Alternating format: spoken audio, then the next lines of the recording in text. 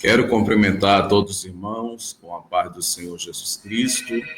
Mais uma vez, estamos gratos ao nosso Deus por essa oportunidade, a qual Ele nos concede de podermos estarmos aqui com os irmãos, para que juntos nós possamos aprendermos da palavra do Senhor.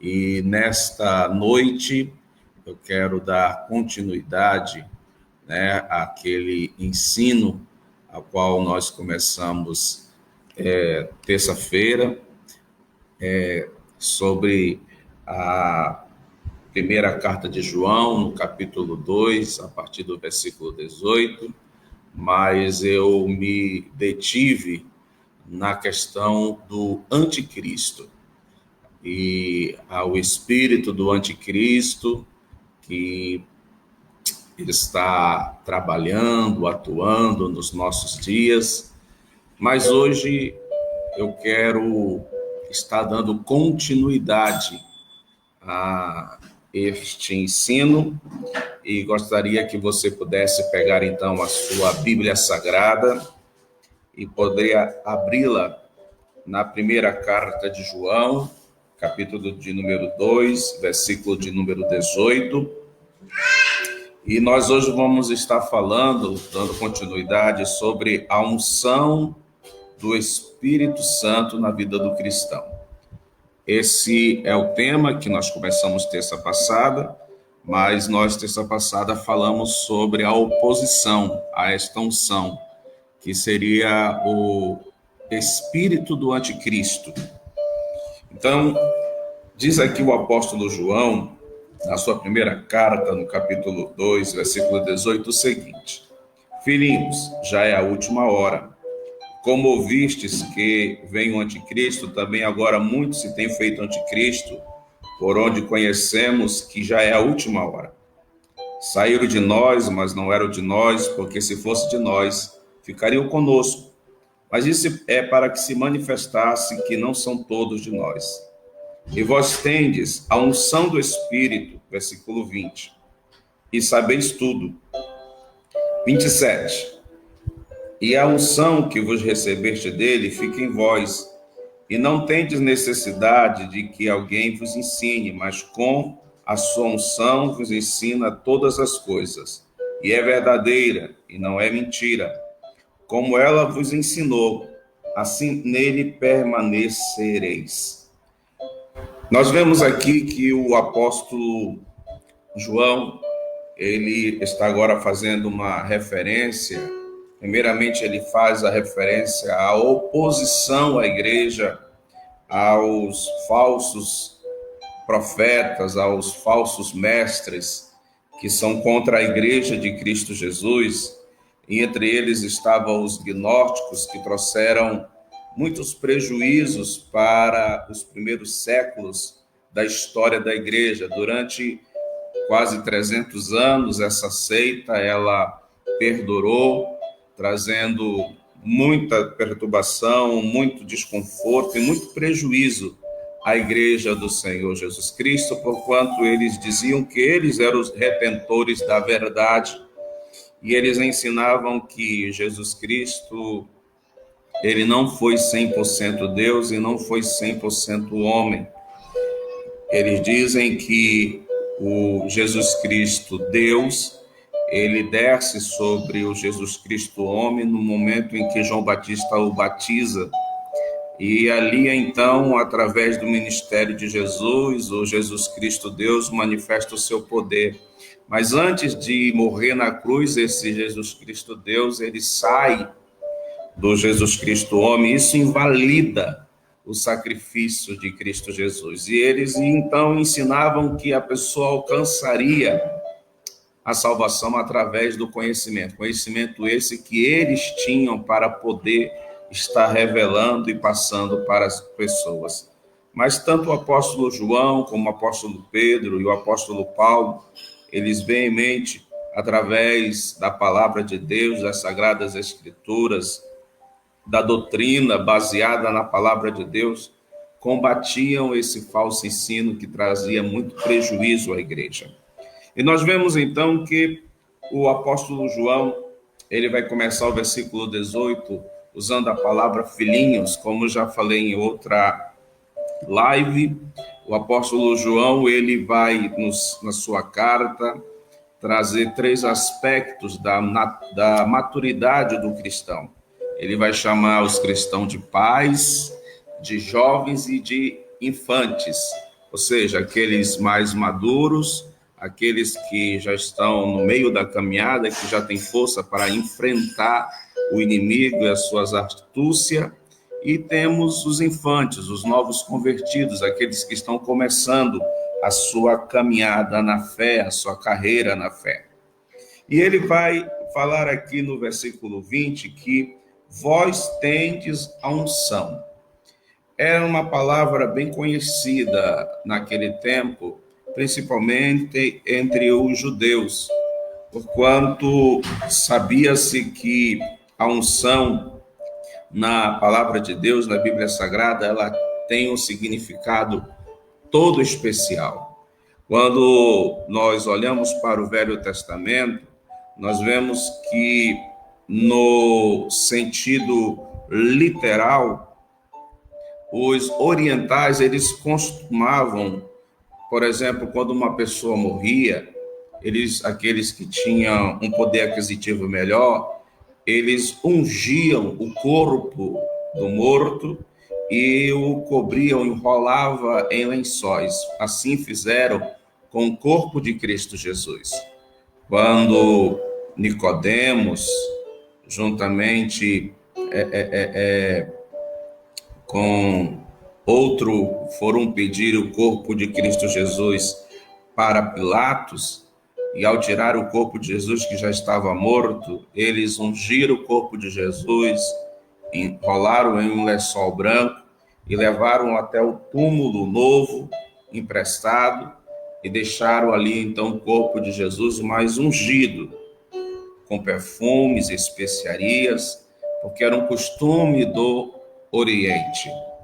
E nós vemos também que na Bíblia Sagrada, Deus, ele determina para que os profetas, aqueles que fossem chamados para esse ofício por Deus, eles fossem ungidos também com o óleo da unção. Da mesma maneira, os sacerdotes, quando nós vemos Deus falando para Moisés separar o seu irmão Arão e toda a sua família, que era da tribo de Levi, e a tribo de Levi foi escolhido para o exercício de cuidar da casa de Deus, de ensinar o povo a lei do Senhor e de julgar também o povo. E nós vemos então que sobre eles foi derramado o óleo da unção. Da mesma maneira, quando um rei era posto para governar o povo de Israel, também o sacerdote, juntamente com o profeta do lado, quando tinha ali, então o sacerdote ungia aquele homem, rei, sobre Israel, onde todo o povo via. E a unção era importante porque significava que o Espírito do Senhor desceria sobre ele, dando a ele sabedoria, dando a ele força, dando a ele graça. Era o significado muito importante porque estava dizendo que Deus estaria com ele no seu governo, estaria com ele nas suas decisões. É claro, bem sabemos que o óleo ali, ele era um ato simbólico muito importante, porque ele também ele prefigura a presença do Espírito Santo em nós. Mas nós vemos que o óleo em si, se não tiver a obediência ao Senhor, não vai ter nenhum efeito. Então nós vemos que no Velho Testamento era usado o óleo para ungir pessoas, ungir também objetos inanimados. Por exemplo, Deus deu ordem a Moisés para que quando terminasse de construir o tabernáculo e todos os utensílios do tabernáculo, o candelabro, a mesa da preposição, nós temos lá também o altar do incenso.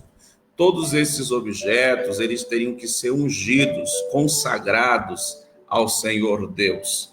Porquanto todos eles, a bacia de bronze, o altar do holocausto, todos eles seriam usados para um único propósito: estarem buscando a Deus, buscando a sua direção. E ali o sacrifício que era feito era para que eles se tornassem propícios a receber a bênção de Deus sobre a sua vida. No sentido, isso é o sentido, podemos dizer, literal de como usava o óleo da unção.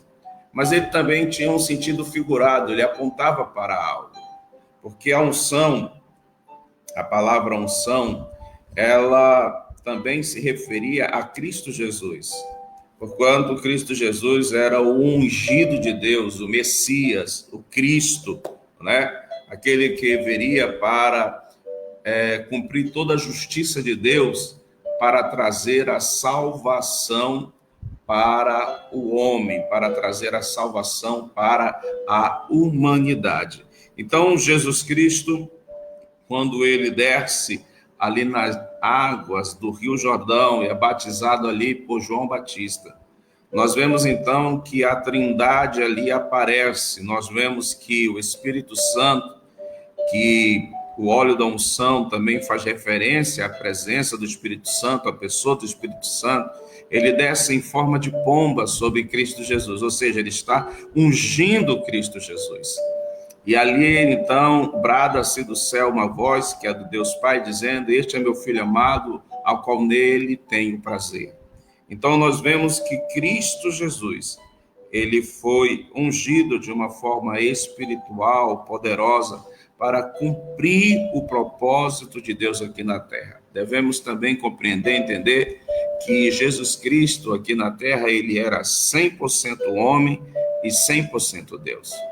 Nós vemos que o apóstolo Paulo, lá na carta dele aos Filipenses e também na carta dele aos Efésios, ele vai estar falando sobre a humilhação de Jesus Cristo. Ele vai estar falando que Jesus Cristo, ele abriu mão da sua glória para que pudesse, então, cumprir o propósito do Pai, fazer a vontade do Pai. E nós vemos, então, que aqui na terra ele viveu como 100% homem, totalmente dependente de Deus e do Espírito Santo para que pudesse agir na sua vida. Nós vamos ver então aqui que o apóstolo João, no versículo 20, ele vai dizer: e vós tendes a unção do Espírito Santo. A Bíblia Sagrada nos ensina, quando Nicodemos foi conversar com Jesus Cristo à noite, e Jesus Cristo olhou para ele e diz lá no capítulo 3 de João, no versículo de número 3, ele diz: Nicodemos, em verdade te digo, que se você não nascer de novo, não poderás entrar no reino de Deus. Novamente, ele repete essa frase, mudando a última parte do versículo, dizendo: em verdade vos digo que se você não nascer da água e do Espírito, não pode ver o reino dos céus. A água ali, ele simboliza a palavra de Deus que nos limpa, que nos purifica, para que o Espírito Santo de Deus também possa trabalhar em nossa vida. Nascer da água e do Espírito significa a pessoa aceitar o Evangelho de Jesus Cristo, aceitar o que a palavra de Deus nos declara. A palavra de Deus nos declara que o homem pecou e por causa do pecado o homem se torna inimigo de Deus, por causa que a rebelião domina o seu coração. Mas quando este homem se arrepende do seu pecado e aceita o sacrifício propiciatório de Cristo como o único suficiente salvador da sua vida, ele então é perdoado, é levado pelo sangue de Jesus, o seu nome é escrito no livro da vida, e ele se torna o templo do Espírito Santo, ele se torna a habitação do Espírito Santo em sua vida. Eu quero dizer aos irmãos, muitos cristãos, eles não têm valorizado a questão de serem templo do Espírito Santo. Eu gosto muito de usar o que está escrito em Êxodo capítulo 19. Eu fico imaginando, eu leio, releio aquele texto bíblico, porque me chama a atenção, porque eu fico imaginando o povo de Israel, aquela geração que saiu do Egito, eles contemplarem ali o trono de Deus, envolto de fogo, chamas, trovões, relâmpagos, e eles veem então o trono do Senhor descer sobre o monte Sinai. E quando o trono do Senhor Deus toca no monte Sinai, diz a Bíblia que toda a terra estremece, toda a terra treme, uma montanha inteirinha, ela é tomada pelo fogo santo da presença de Deus. Nós vemos que ali no monte Sinai, Moisés, ele só viu uma sarça que queimava, ardia, mas não se consumia. Agora, toda a nação de Israel, aquelas milhões de pessoas, estavam então vendo o limiar do trono de Deus, encostando ali no monte, e nós vemos então que aquele monte, ele é tomado pelo fogo santo, o povo a terra estremece. Quando Deus falava, diz a Bíblia Sagrada, que a terra tremia, e aquele povo então foi tomado de temor, de medo, de estar diante da presença de um Deus tão santo e tão poderoso. Eles não conseguiam olhar para Deus, mesmo que envolto naquela Shekinah, naquela glória, naquele fogo, naqueles relâmpagos e trovão, mas eles não conseguiam. Eles, quando olhavam para ali, eles olhavam também para si mesmos e diziam: nós somos pecadores e certamente nós vamos morrer diante da presença desse Deus tão poderoso. E ali nós vemos então que eles pedem para que Moisés fale com Deus, e que Deus fale com Moisés, e tudo quanto Deus falar para Moisés, eles iriam cumprir. E nós vemos então, por exemplo, no livro do profeta Ezequiel, que está junto ao rio Quebar, e ele tem uma visão também do trono de Deus. E diz a Bíblia Sagrada que ele vê debaixo do trono de Deus como uma roda, dentro de outra roda, que rodava numa velocidade incrível, mas dentro daquela roda existia um fogo, uma chama. E essa chama, então, fazia com que o trono andasse de um lado para o outro. Muitos comentaristas da Bíblia Sagrada entendem, compreendem que aquela chama que estava debaixo do trono, onde Ezequiel viu ali naquela visão do rio Quebar, é o Espírito Santo. E eles entendem também que o monte, por o trono de Deus descer, aquele fogo no monte também é um símbolo da presença do Espírito Santo.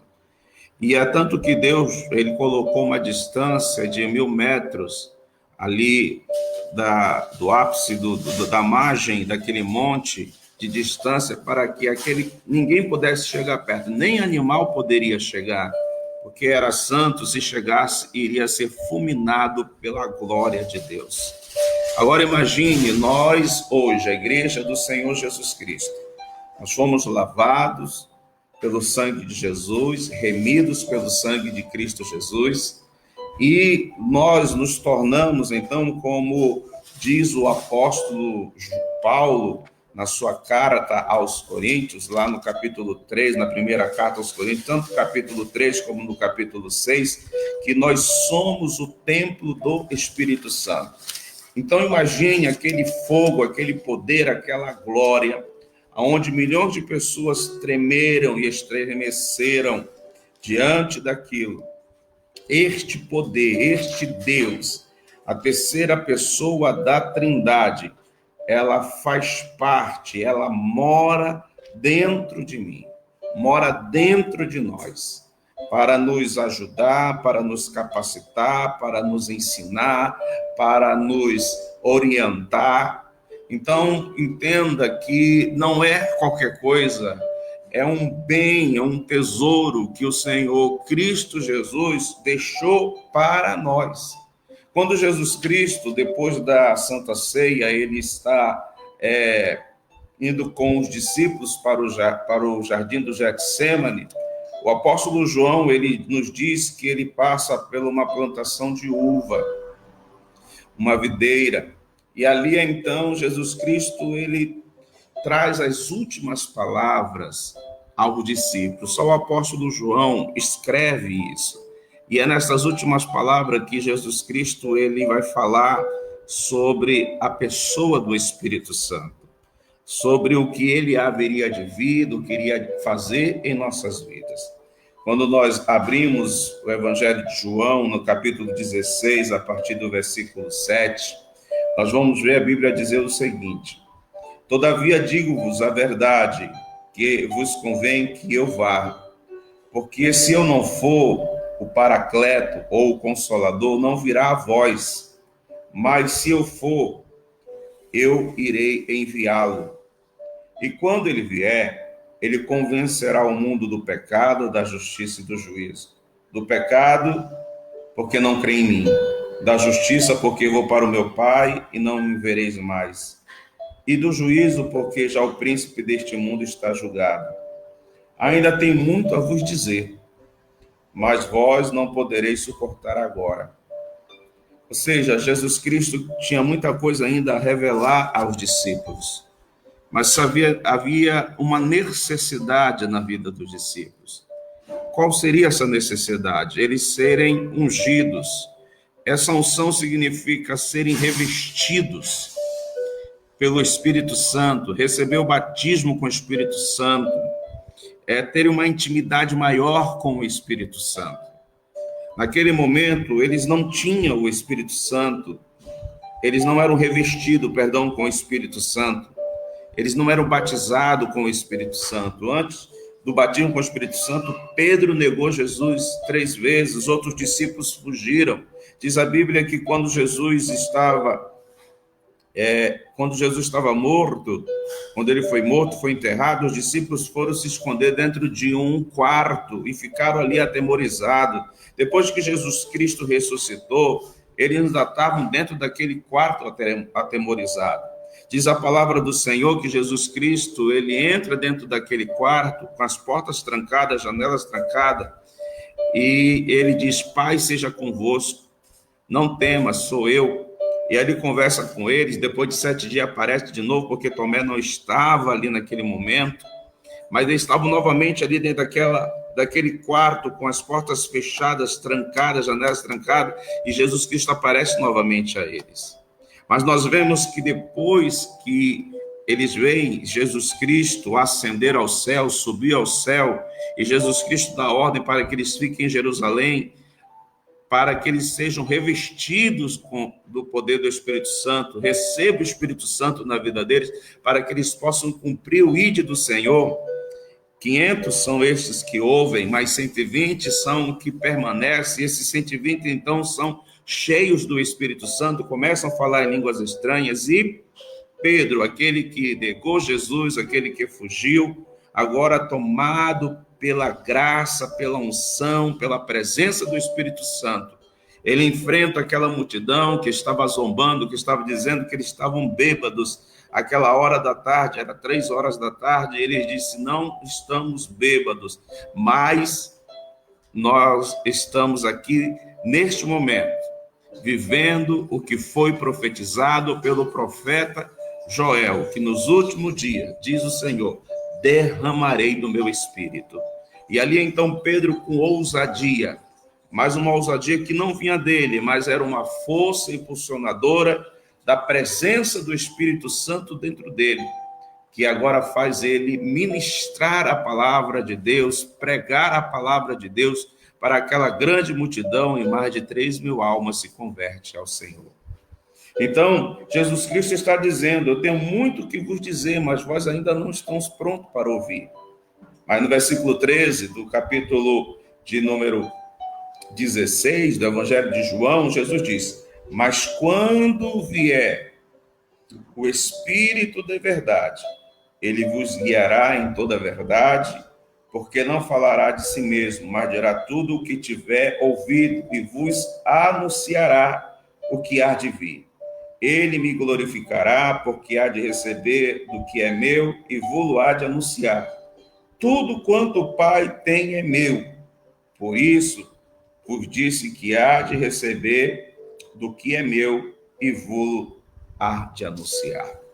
Então, a presença do Espírito Santo na vida do cristão, o batismo com o Espírito Santo, a unção do Espírito Santo na nossa vida, nos dias a qual estamos vivendo hoje, é imprescindível. Precisamos da presença do Espírito Santo. Nós que somos cristãos, somos chamados de protestantes. Hoje mudou-se para a palavra evangélicos, mas nós somos pentecostais. Nós cremos que o batismo com o Espírito Santo é para os nossos dias, é para nós, para os nossos filhos, para os nossos netos. Ou seja, aquela promessa que Cristo Jesus fez há mais de 2000 anos atrás e cumpriu-se na vida dos apóstolos e dos discípulos que vieram depois, essa promessa está de pé até o dia de hoje para nós também. Mas deve haver em nós um desejo, um anseio para que nós possamos ser cheios do Espírito Santo. Ser cheio do Espírito Santo tem, vamos dizer assim, podemos colocar dois aspectos. O primeiro aspecto tem a ver com o fruto do Espírito Santo.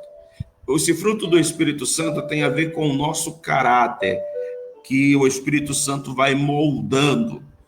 Quando nós, antes de sermos cristãos, antes de aceitarmos a Cristo Jesus como Salvador, antes de nos tornarmos filhos de Deus, nós éramos criatura. A Bíblia Sagrada, ela é muito clara, ela usa palavras pejorativas, dizendo que aqueles que não servem a Deus são filhos do diabo, são filhos de Belial, são filhos da mentira, são ímpios que andam na iniquidade, na impiedade, praticando o que é mal.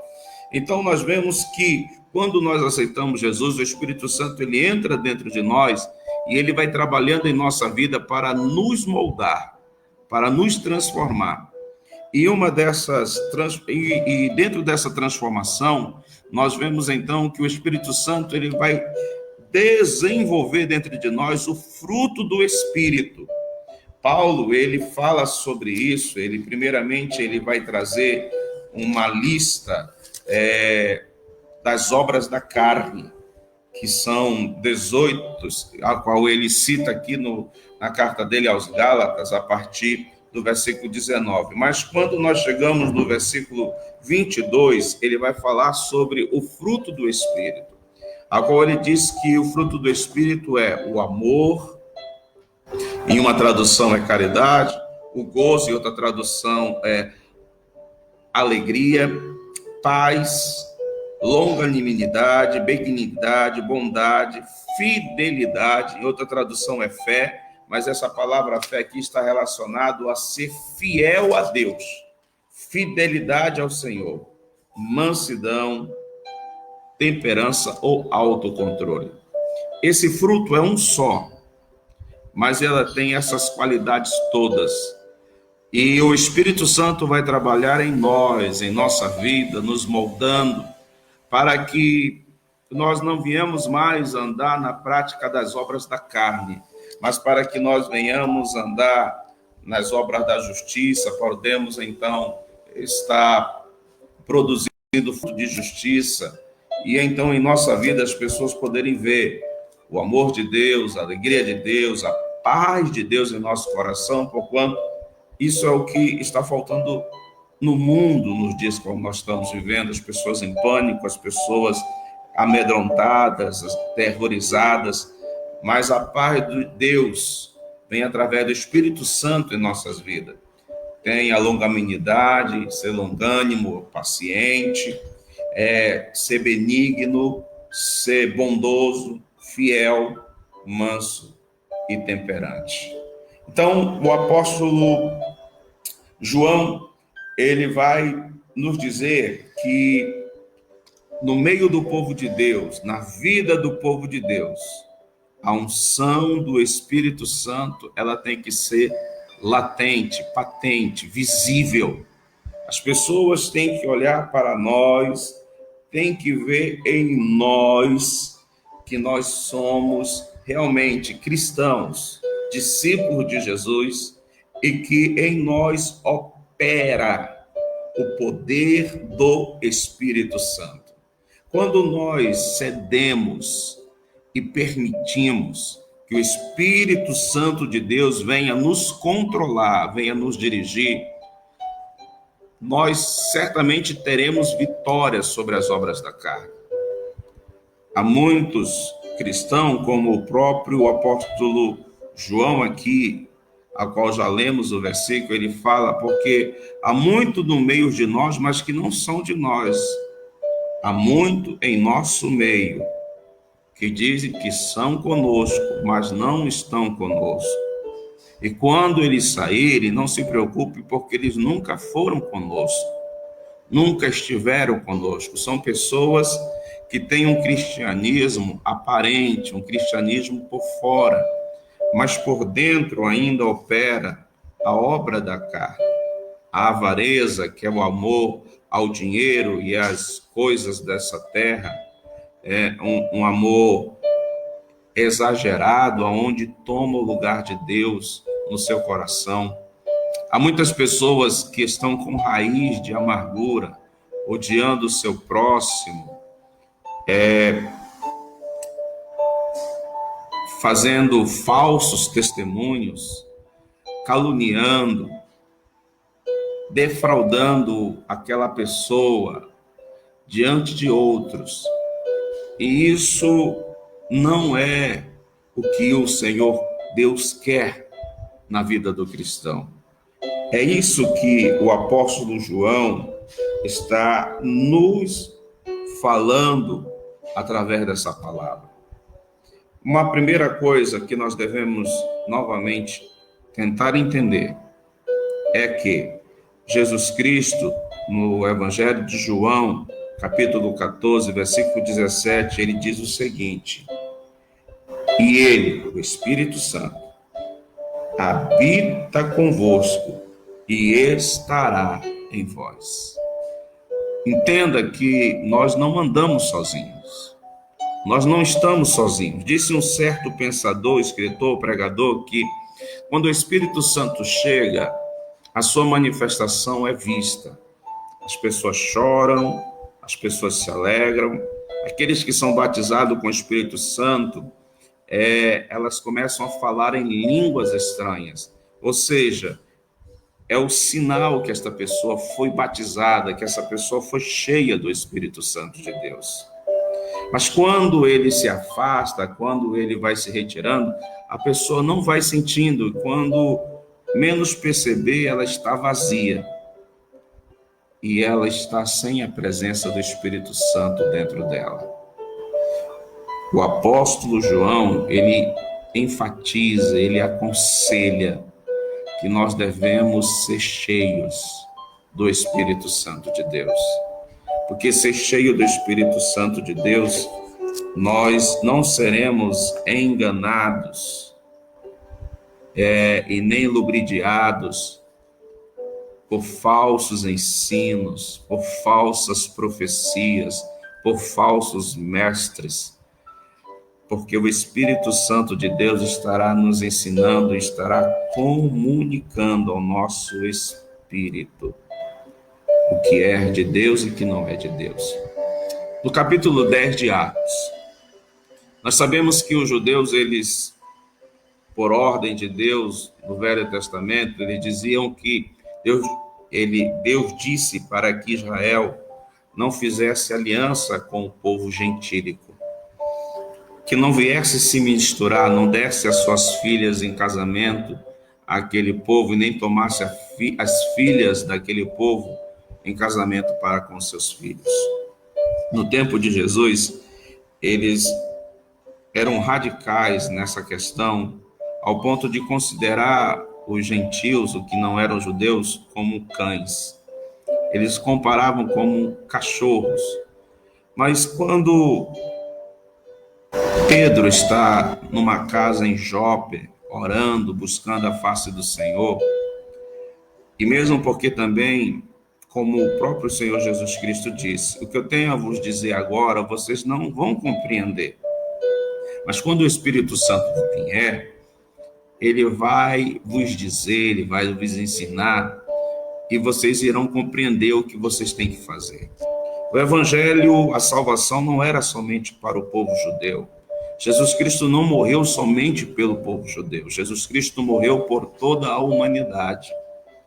Mas para que Pedro, os outros apóstolos pudessem entender isso, era necessário uma intervenção da parte do Espírito Santo para eles compreenderem isso. E nós vemos então que Pedro está em Jope, numa casa. Jope era uma cidade litorânea, era uma cidade de pescadores, e ali ele estava orando, e ele teve uma visão. Nessa visão descia do céu um pano com vários animais que aos olhos dos judeus, ao costume dos judeus, era imundo para se comer. E uma voz dizia: Pedro, pegue e coma. E Pedro falava: não vou comer porque é imundo. Por 3 vezes isto aconteceu. E quando aquele lençol com aqueles animais imundos sobe pela 3ª vez, a voz diz: olha, eu mandei 2 homens para que te levem a um local, vá com eles, porque fui eu que mandei. E aí, quando termina aquela visão, um dos moradores da casa chega até Pedro e diz: olha, tem 2 homens aí na porta te procurando. E Pedro já sabia, porque o Espírito Santo já tinha falado para ele. E Pedro os acompanha. E quando não vai somente Pedro, mas alguns da circuncisão, ou seja, alguns judeus, e eles vão e chegam até a casa de um homem por nome de Cornélio. Ele era italiano, e ele não era judeu e nem prosélito, ou seja, não era uma pessoa que nem se converteu ao judaísmo. Mas ele cria em Deus, ele ofertava ao Senhor, ele orava. Deus chega ali e diz que não pode entrar na casa de um homem que não é judeu. E, mediante aquela visão que Pedro teve, então a família toda de Cornélio estava reunida e Pedro começa então a falar sobre a pessoa de Cristo Jesus. E quando ele fala, eles estão ali, Pedro está falando, diz a palavra do Senhor que no meio da pregação de Pedro, o Espírito do Senhor desce sobre Cornélio e desce sobre todos os seus familiares. Eles são batizados com o Espírito Santo, eles são cheios do Espírito Santo e começam a falar em línguas estranhas. E todos os da circuncisão, ou seja, todos os judeus que estavam com Pedro, ficaram atônitos, ficaram de boca aberta, um olhando um para o outro. Mas como é isso? Nós pensávamos que era só para nós os judeus essa promessa, mas também está sobre os gentios. E quando eles viram aquilo, então Pedro falou: olha, se o Espírito Santo desceu sobre eles, eles estão falando em línguas estranhas, como nós podemos negar-lhe eles fazerem parte da igreja, do corpo de Cristo, batizando eles nas águas? E ali Pedro, juntamente com os outros, então pega Cornélio e toda a sua família, batiza eles nas águas e eles se tornam membros do corpo de Cristo. Quando Pedro chega em Jerusalém, a notícia chegou na frente. E havia ali um debate muito grande, alguns judeus que não compreendiam, não entendiam, estavam questionando, não estavam aceitando o que era aquilo, estava quebrando uma tradição ou a lei que Deus tinha colocado para os judeus. E ali Pedro, então, pede calma e explica o que aconteceu e o que foi que Deus fizera. Mediante o testemunho de Pedro e aos que estavam com ele como testemunha, o povo, então, aquieta-se e entende que era Deus trabalhando e que a salvação e aquilo que era, vamos dizer assim, uma confusão se tornou um culto de ação de graças. Porque eles começaram a dizer: glórias a Deus, louvado seja o nome do Senhor, porque a salvação também foi dado aos gentios. Então nós vemos que nós temos a necessidade da unção, da presença do Espírito Santo na nossa vida. O Espírito Santo, ele é sensível. O Espírito Santo, como o próprio nome já diz, ele é santo. E nós devemos cultivar essa comunhão com o Espírito Santo. A busca com o Espírito Santo, através da oração, através do jejum, através da nossa meditação na palavra de Deus, porque é pela palavra de Deus que nós vamos conhecer a Deus. Deus é Espírito, mas a sua palavra revela o seu aspecto, o seu caráter, os seus atributos, a qual nós devemos conhecer. Atributos esses que tanto nós vemos no Deus Pai, Deus Filho e Deus Espírito Santo. Então, o que eu quero que você compreenda nesta noite, entenda nesta noite, que você tem um tesouro muito precioso dentro de você. Nós muitas vezes esquecemos do Espírito Santo. Talvez na correria do dia a dia, nas nossas preocupações, nos nossos afazeres, nós esquecemos que somos o templo do Espírito Santo e que ele mora, que ele habita dentro de nós e que ele tem um trabalho para realizar em nossa vida. E eu quero encerrar, porquanto a presença do Espírito Santo, ela é fundamental. Primeiro, no versículo 21 da primeira carta de João, capítulo de número 2, e o versículo 21, João vai nos dizer o seguinte. Ele vai dizer aqui, ó: não vos escrevi porque não soubesses a verdade, mas porque a sabeis, e porque nenhuma mentira é da verdade. O que ele está falando? João está dizendo o seguinte: eu vos escrevi para que vocês entendam que vocês têm o Espírito Santo dentro de vocês, para vos guiar, para vos ensinar, para vos capacitar e para dar a vocês o discernimento do que é mentira, do que é verdade. João está falando aqui dos gnósticos que estavam trazendo ensinos falsos à igreja do Senhor no primeiro século, no segundo, no terceiro, ao qual trouxeram muito prejuízo, mas o apóstolo João, ele então traz a mente dos crentes, dos cristãos, para que eles usem a intimidade com o Espírito Santo, para que eles orem, para que eles busquem, para que eles possam ver e compreender que aqueles falsos mestres não estavam ensinando a verdade, mas sim a mentira. E que o Espírito Santo estaria mostrando a eles, ensinando a eles, caminhando eles na verdade, naquilo que Deus realmente queria para as suas vidas. Esta unção que o Espírito Santo derrama sobre nós, esta graça que recebemos de Deus, ela vai nos ensinar a respeito de todas as coisas que são verdadeiras. No versículo 27 da primeira carta aos João, ele diz: e a unção que vós recebeste dele fica em vós, ou seja, se retém dentro de nós, e não tendes necessidade de alguém vos ensinar, mas com a sua unção vos ensina todas as coisas, e é verdadeira, e não é mentira, como ela vos ensinou, assim nele permanecereis. Como o próprio Jesus Cristo disse que o Espírito Santo, ele veio para nos ensinar, para nos capacitar, para nos orientar.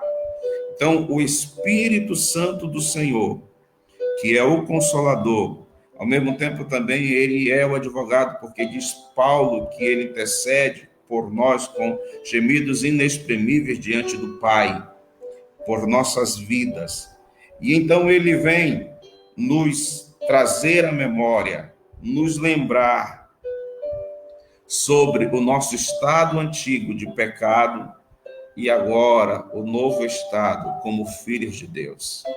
Ele vem nos trazer a memória sobre o que Deus fez por nós, o que Cristo fez por nós e as bênçãos que trazem quando nós aceitamos a Cristo como único e suficiente Salvador. Ele também vai trazer à nossa memória a justiça de Deus. Ele vai trazer à nossa memória o juízo de Deus sobre aqueles que não se arrependem, sobre aqueles que não aceitam a Cristo como único e suficiente Salvador. Ele nos guiará em toda a verdade. Ele nos fará andar na verdade. Uma irmã, há uns anos atrás, me procurou, ligando para a minha casa, disse assim para mim: pastor, eu dei entrada na minha aposentadoria. E o advogado, ele me ligou hoje para que amanhã eu me apresente diante do juiz. E quando ele estava conversando comigo, ele falou para mim falar assim, assim, assim, e eu percebi que o que ele pediu para eu falar era mentiras. E como o senhor tem ensinado, a mentira vem do diabo, e eu não quero conseguir algo que eu estou orando a Deus, que eu estou pedindo a Deus, com a mentira. Eu falei para ela o seguinte: então, se a senhora tem plena consciência disso, se o juiz lhe chamar, fale a verdade. Fiz uma oração por ela naquele momento e pedi para que Deus viesse dar graça a ela. E ali então, no outro dia, ela foi para a cidade de Oswaldo Cruz, porque Parapuã, ela é regida por Oswaldo Cruz, ali pela comarca de Oswaldo Cruz. E ali o advogado com ela, o advogado falou: a senhora fica aqui, que eu vou entrar primeiro, e já vou mandar chamar a senhora, e a senhora lembra de tudo que eu falei para a senhora faça o que eu lhe disse para fazer. E ela ficou ali orando: Senhor, eu não vou mentir, é pecado. Se é tu que quer me dar essa aposentadoria, não será pela arma do diabo. E passado alguns minutos, o advogado volta, e ela pensando, e ela olha para ele: agora que eu tenho que entrar? Ela falou: não, a senhora não precisa mais entrar. Aí ela falou: por quê? Foi negado então o meu pedido? Não, pelo contrário, eu nunca vi uma coisa dessa. A senhora já está aposentada. O juiz viu a sua documentação e disse: não preciso conversar com essa senhora. Ele assinou e a senhora já está aposentada. Quando nós permitimos que o Espírito Santo, ele comunica ao nosso espírito, ele testifica ao nosso espírito, e como o próprio Senhor Jesus Cristo disse, ele vos guiará na verdade. Quando entendemos isso, que não precisamos usar as armas do diabo para conseguir as bênçãos de Deus sobre a nossa vida, nós verdadeiramente glorificaremos a Deus com as nossas atitudes e nós veremos Deus agir nas nossas vidas. Então nós vemos então a necessidade da presença do Espírito Santo na nossa vida. E por último, ele não somente nos lembrará do que Deus fez por nós, trará à nossa memória o nosso estado antigo de pecado e agora como filho de Deus, trará à nossa memória sobre a justiça de Deus, sobre o juízo de Deus, sobre aqueles que não obedecem a Deus. Ele nos guiará em toda a verdade, mas principalmente Jesus Cristo disse que ele haveria de fazer nós glorificá-lo. Ou seja, Jesus Cristo, no capítulo 16 de João, versículo 14, ele vai nos declarar e vai nos dizer que o Espírito Santo vai glorificar Jesus. E se ele vai glorificar Jesus, significa que a glória de Jesus será manifesta na minha e na sua vida. Então entenda a importância da presença do Espírito Santo na nossa vida. Quando nós recebemos a bênção apostólica, onde lá se diz que o grande amor de Deus, a graça do Senhor Jesus Cristo e a comunhão, ou seja, intimidade com o Espírito Santo, andar com o Espírito Santo, saber o que Deus quer através do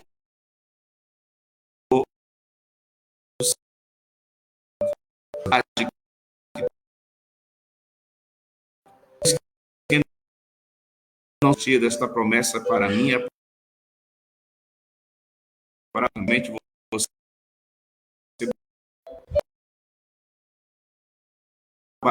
ser cheio de poder santo na sua vida. Que nós possamos também cultivar o fruto do Espírito Santo em nossa vida. E esse cultivo é no momento de desespero, no momento de dificuldade, é no momento de crise, de desolações, de tribulações, que o fruto do Espírito Santo aparece. É no momento em que uma pessoa nos odeia e nós devemos dar o troco com o amor, o fruto do Espírito Santo aparecerá aí. É no momento em que nós virmos as pessoas tristes, as pessoas angustiadas, e nós levarmos uma palavra de alegria, uma palavra de paz, aí estará se manifestando o fruto do Espírito Santo em nossa vida. É quando uma pessoa nos faz um mal e nós fazemos um bem para essa pessoa, usamos de bondade para essa pessoa, é aí que estará aparecendo o fruto do Espírito Santo em nossa vida. É quando nós somos insultados ao ponto de que talvez o nosso sangue ferve, mas nos controlamos, temos um autocontrole não de nós mesmos, mas permitimos o Espírito Santo nos controlar, o fruto do Espírito Santo estará aparecendo na nossa vida, e aí o nome de Jesus estará sendo glorificado em nós. Que nós possamos guardar esta verdade, este ensino, a qual João traz para a nossa vida aqui nesta noite. E neste momento eu quero orar com você e por você. Eu quero convidar você para a próxima live, por quanto estaremos aprendendo sobre a deidade de Cristo Jesus. Ela é muito importante, relacionada ao plano da salvação. A sociedade a qual nós vivemos hoje tem tentado provar que Cristo foi uma lenda, que Cristo não foi Deus. Eles tentam provar que Cristo nunca existiu. E os gnósticos, no tempo da igreja, no tempo do apóstolo Paulo, João e Pedro, eles tentavam provar e ensinar que o Cristo Deus, ele não esteve todo o tempo aqui na Terra. Então é sobre isso que nós estaremos aprendendo na próxima live, mas eu quero orar com você e por você neste momento, pedindo a Deus para que nós possamos dar liberdade ao Espírito Santo para agir na minha e na sua vida, para que Ele dê em nós possamos ser instrumentos na mão do Senhor, para que nós venhamos ser servos, não inúteis, mas servo útil para a obra de Deus na mão do nosso Senhor Deus. Oremos. Senhor Deus, eterno Pai, querido e santo e poderoso que está no céu, aqui estamos mais uma vez, Senhor amado, diante da Tua presença, a qual apresento a todos os nossos amados irmãos, a todos que estão, Senhor, online conosco, a seus lares, a suas famílias, que Tu possa nos ajudar, Senhor, que as nossas vidas, ó Pai, possam vir glorificar o Seu nome. Possa, Senhor, meu Deus, as nossas vidas fazer a Tua vontade e não a nossa. Ó Deus poderoso, ajuda-nos para que nós possamos ouvir a voz do Espírito Santo, ter mais comunhão com o Espírito Santo, ser revestido com o Espírito Santo. Que Tu vai avivar, Senhor, a Tua igreja, venha despertar aqueles que estão dormindo espiritualmente, ou aqueles, ó Deus, que têm uma espiritualidade rasa, ou aqueles, Senhor, meu Deus, que simplesmente se acomodaram a um tipo de espiritualidade onde não há um crescimento ou um desenvolvimento. Pai querido, derrama da tua graça, derrama do teu despertamento sobre essas vidas e do teu Espírito Santo. E nos ajuda, Senhor, a vencer, ó Pai, os falsos profetas, os falsos ensinos, as falsas profecias. Ó Deus amado, aqueles que se dizem Cristo, mas não são. Ó Deus querido, ajuda-nos a vencer todas as ciladas astutas do maligno contra a nossa vida e contra a nossa fé, para que nós continuamos sendo fiéis a Ti, até o último dia, até o momento que Tu voltares para buscar a Tua igreja. Senhor Deus, abençoa o Teu povo, abençoa cada lar, abençoa cada família, em nome de Jesus. Quero agradecer a Deus por cada um que esteve aqui conosco, irmã Maria Pereira, Marisa Machan, irmã Dalva. Também agradeço a Deus pelo irmão Alessandro Dias, que Deus abençoe a todos. Irmão Marcelo Vieira, que Deus te abençoe, irmão Marcelo, irmã Olímpia, irmã Marlene Silva, irmão Natalino, nosso presbítero, que Deus abençoe. Também o Sérgio e Cida Ambrosio, a todos que estiveram conosco nesta live. Que Deus vos abençoe em Cristo Jesus. Que o grande amor de Deus, a graça de nosso Senhor e Salvador Jesus Cristo, a comunhão e a consolação do Espírito Santo seja com todos vós e que Deus vos abençoe em nome de Jesus.